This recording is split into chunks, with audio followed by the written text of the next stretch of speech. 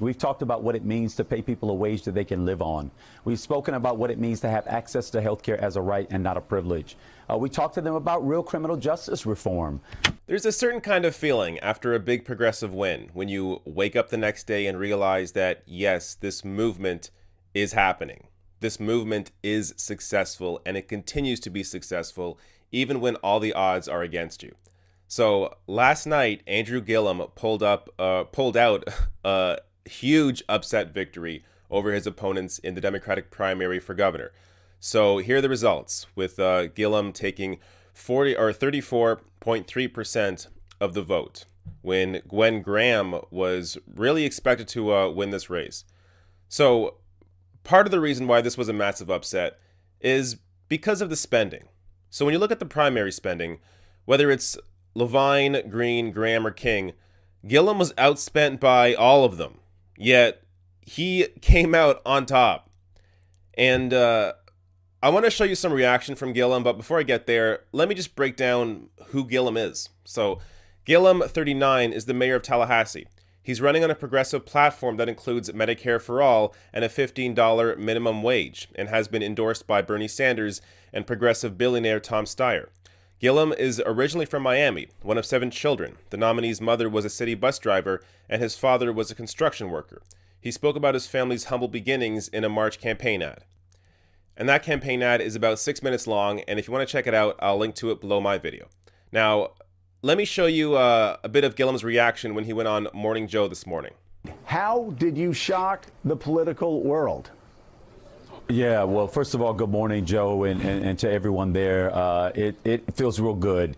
We had over 500,000 people come out yesterday and support the underdog candidate at a very, very grassroots level. I think my 4 opponents combined may have spent close to $90 million to our 6. And it was the voices and the activism of everyday folks all across this state, in red areas, blue areas, purple areas of this state, who came together to elect me the Democratic nominee for governor of the state of Florida. What we've been talking about are the issues that concern everyday people. We've talked about what it means to pay people a wage that they can live on.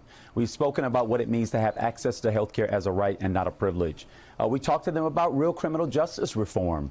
And these were issues that showed up for us time and time again. Education. Florida right now, average teacher pay in the state of Florida is the 45th lowest of all 50 states. We're the 3rd largest state in America. And yet we're back of the pack on some of the most important areas that matter. So Ron DeSantis can talk about race and liberalism and whatever else he wants to. I'm going to be clearly focused on the issues that confront everyday Floridians. And I honestly believe that that is what's going to allow us to carry this thing to victory on November 6th. It's not by running to or from or left or right, but running directly toward the people of our state. That's what I did in this primary, and that's what we're going to do in the general.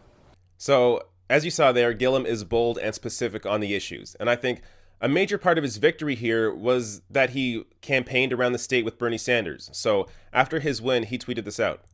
"We could not have done it without you, Senator Bernie Sanders. Let's win in November. Hashtag bring it home." So clearly the progressive message was vital in securing this win. And having someone like Bernie Sanders out there campaigning around Florida with him allowed him to have this platform to deliver that message that was able to overcome the fact that he was outspent in the race. So this is something I'm noticing a lot with these progressive wins. Diversity plus a bold progressive platform is equaling to a lot of victories. So whether it's Ocasio-Cortez, whether it's Gillum here, whether it's Stacey Abrams, Ben Jealous, Rashida Tlaib, Ilhan Omar, these are all candidates that are diverse candidates that have a bold, very specific progressive platform, and also have the backing of people like Bernie Sanders who are able to help them deliver that messaging.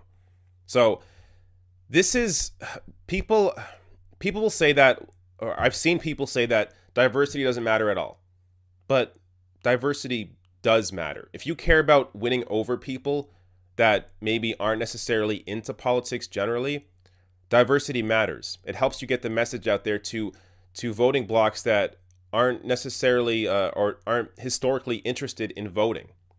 And it also helps with mainstream news. So if you've noticed, since Ocasio-Cortez's big win, the media has been all over her. And look, her message isn't much different than Bernie Sanders.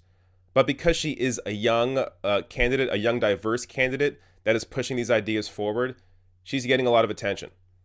And you're also going to notice this, that same thing now with Gillum, who I'm seeing today. A lot of the mainstream news is really pushing this guy out there and saying that this is a big win for progressives. So diversity matters in terms of getting mainstream press on your campaign, and also in terms of reaching out to candidates to voters that don't normally come out to vote. So strategically, even if you want to say that diversity doesn't matter in terms of policy, even though I would also disagree with you there, at the very least, you have to acknowledge that diversity does matter in terms of strategy. Now, of course, policy comes first, no matter what.